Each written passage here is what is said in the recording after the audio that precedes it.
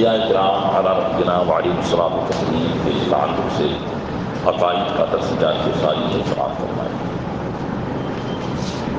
ہمارے آقا صلی اللہ تعالیٰ علیہ وسلم کی کچھ خصوصی فضائل ہیں جو اللہ تبارک و تعالیٰ نے تمام نبیوں میں سے سب سے زیادہ آپ کو جو خصوصیتیں عطا فرمائی اس کے تعلق سے چند عقائد سماعت کریں۔ اور انبیاء کی بعثت خاص کسی ایک قوم کی طرف ہوئی، یعنی نبی کریم صلی اللہ علیہ وسلم کے علاوہ جتنے بھی نبی آئے تو وہ یا تو کسی ایک شہر کے لیے یا کسی ایک ملک کے لیے یا کسی ایک برادری کے لیے نبی بن کر آئے۔ مختلف مقامات پر مختلف انبیاء کرام تشریف لائے اور ان کی تبلیغ کا جو معاملہ تھا، دین کی دعوت کا جو معاملہ تھا وہ ایک محدود تھا، لیکن نبی کریم صلی اللہ علیہ وسلم تمام مخلوق انسانوں جن بلکہ ملائکہ، حیوانات، جمادات سب کی طرف نبی بن کر تشریف لائے۔ یعنی اللہ کی جتنی بھی مخلوق ہے سرکار دو عالم صلی اللہ علیہ وسلم سب سے نبی ہے۔ قرآن کریم میں اللہ تبارک و تعالیٰ ارشاد فرماتا ہے وَمَا أَرْسَلْنَاكَ إِلَّا كَافَّةً لِلنَّاسِ، اے محبوب ہم نے آپ کو سارے لوگوں کے لیے رسول بنا کر بھیجا۔ اور ایک جگہ ارشاد فرماتا ہے قُلْ يَا أَيُّهَا النَّاسُ إِنِّي رَسُولُ اللَّهِ إِلَيْكُمْ جَمِيعًا، اے محبوب صلی اللہ علیہ وسلم آپ فرما دیں کہ بے شک اے لوگو میں تم سب کی طرف اللہ کا رسول ہوں۔ تو نبی کریم صلی اللہ علیہ وسلم حضرت آدم علیہ نبینا وعلیہ الصلوۃ والتسلیم سے لے کر قیامت تک جتنے بھی انسان آئیں گے سب کے رسول ہیں اور سب کے نبی ہیں، یہاں تک کہ بعض علماء فرماتے ہیں کہ رسول اکرم صلی اللہ علیہ وسلم فرشتوں کے بھی رسول ہیں، بلکہ انسانوں کی طرح جنات، حیوانات، جمادات، نباتات سب کی طرف اللہ نے اپنے محبوب کو رسول بنا کر بھیجا۔ جنات کے بھی رسول ہیں، اسی لیے آپ کو رسول الثقلین کہا جاتا ہے، یعنی جنات اور انسان کے رسول۔ حضرت تکمیل الایمان میں ہے کہ حضور اکرم صلی اللہ علیہ وسلم تمام جنوں اور انسانوں کی طرف مبعوث ہوئے، اس لیے آپ کو رسول الثقلین کہتے ہیں۔ جنات کا آپ کی بارگاہ اقدس میں حاضر ہونا، ان کا ایمان لانا، پھر اپنی قوم کی طرف لوٹ کر انہیں دعوت اسلام دینا قرآن کریم میں مذکور و منصوص ہے۔ یعنی جنات بھی نبی کریم صلی اللہ علیہ وسلم کی بارگاہ میں آئے، انہوں نے جب آپ سے قرآن سنا تو وہ آقا علیہ السلام پر ایمان لائے، اور جب واپس لوٹ کر اپنی قوم کی طرف گئے تو ان کو بھی انہوں نے ایمان کی دعوت دی۔ جیسا کہ قرآن کریم کے 29ویں پارے میں سورہ جن کے اندر اللہ تبارک تعالیٰ نے اس بات کا بیان کیا کہ قُلْ أُوحِيَ إِلَيَّ أَنَّهُ اسْتَمَعَ نَفَرٌ مِّنَ الْجِنِّ فَقَالُوا إِنَّا سَمِعْنَا قُرْآنًا عَجَبًا يَهْدِي إِلَى الرُّشْدِ فَآمَنَّا بِهِ وَلَن نُّشْرِكَ بِرَبِّنَا أَحَدًا۔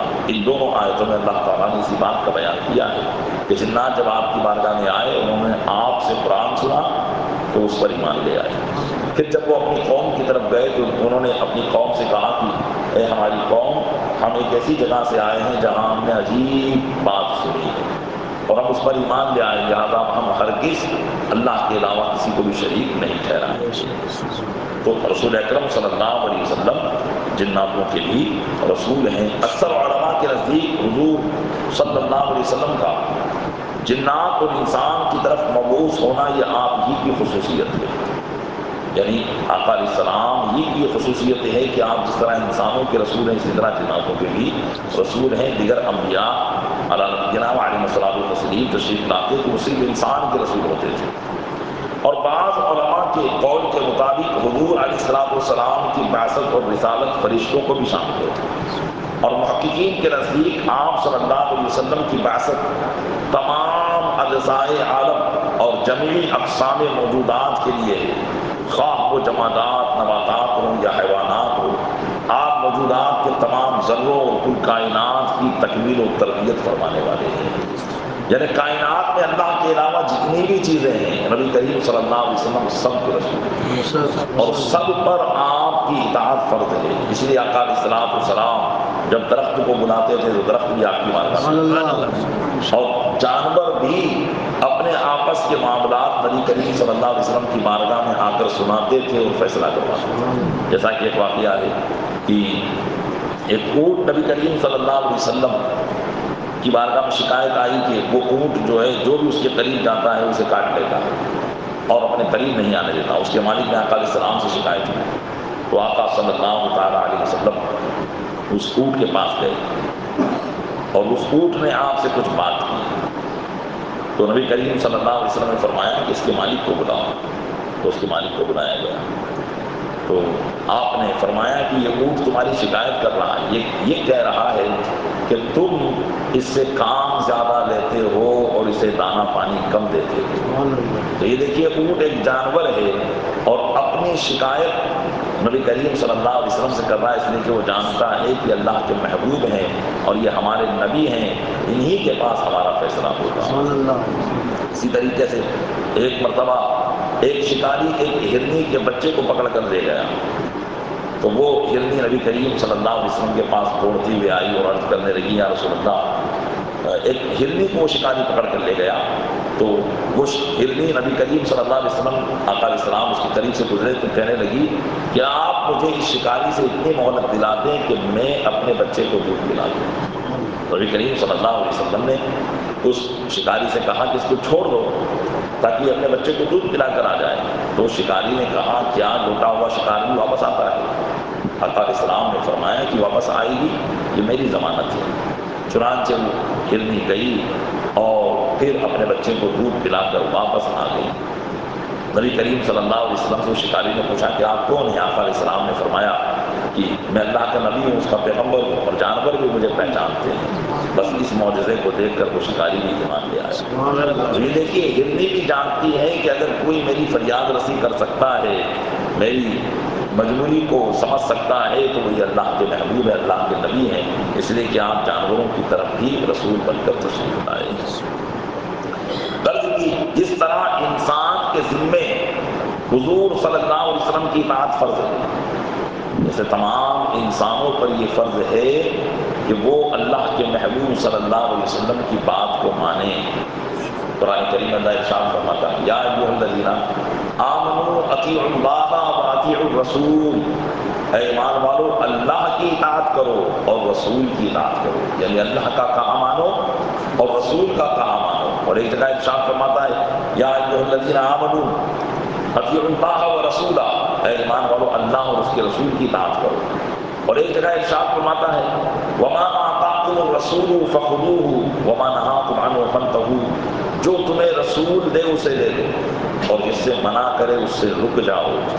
اور جگہ ارشاد فرماتا ہے ومن یطع اللہ ومن یطع الرسول فقد اطاع اللہ، کہ جو رسول کی فرما برداری کر لے تو وہ اللہ کی فرما برداری کر لے گا. یعنی جس نے رسول کا کہا مان لیا اس نے گویا کہ اللہ کا کہا مان لیا.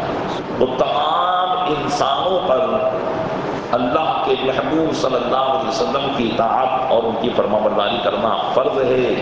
اسی طرح ہر مخلوق پر، انسان کے علاوہ ہر مخلوق پر حضور صلی اللہ علیہ وسلم کی فرما برداری ضروری ہے.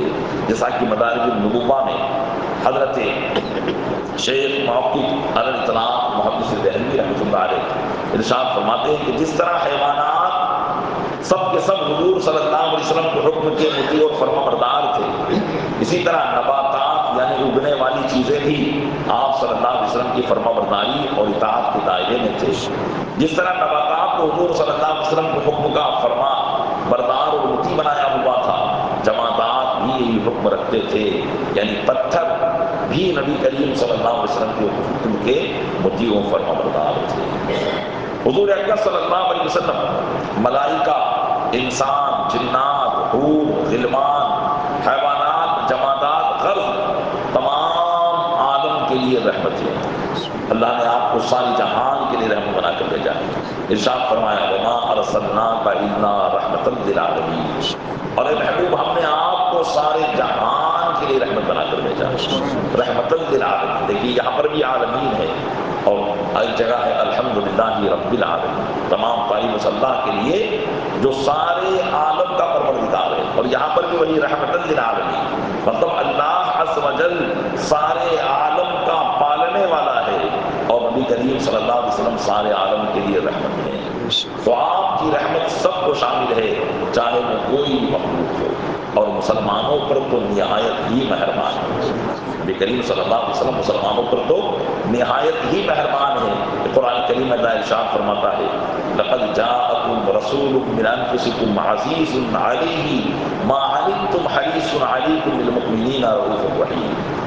بے شک تمہارے پاس تم ہی میں سے ایک ایسا رسول تشریف لایا ہے کہ تمہارا مشقت میں پڑنا ان پر بھاری پڑتا ہے، یعنی اگر تمہیں تکلیف ہو جائے تو ان کے قلب اطہر کو تکلیف ہوتی ہے۔ فرمایا حریص علیکم بالمؤمنین رؤوف الرحیم، تم پر وہ بڑے حرص کرنے والے ہیں اور مومنین پر بڑے مہربان اور رحم کرنے والے ہیں۔ تو مومنین پر تو آقا صلی اللہ علیہ وسلم بہت ہی زیادہ مہربان اور رحمت کرنے والے ہیں، اور ویسے اللہ نے ساری کائنات کے لیے انہیں رحمت بنا کر بھیجا ہے۔ تو یہ ہمارے آقا صلی اللہ علیہ وسلم کی وہ خصوصیت ہے جو دیگر انبیاء کرام کو نہیں ملی۔ اللہ تعالیٰ اپنے محبوب صلی اللہ علیہ وسلم کے صدقے میں ہمیں اپنے آقا صلی اللہ علیہ وسلم کے ہر فضائل و کمالات کو ماننے کی توفیق عطا فرمائے، اور اسی پر ایمان، اسی بات پر ہمارا خاتمہ بالخیر فرمائے۔ آمین بجاہ نبی رحیم صلی اللہ علیہ وسلم۔ الصلاۃ والسلام علیک یا رسول اللہ۔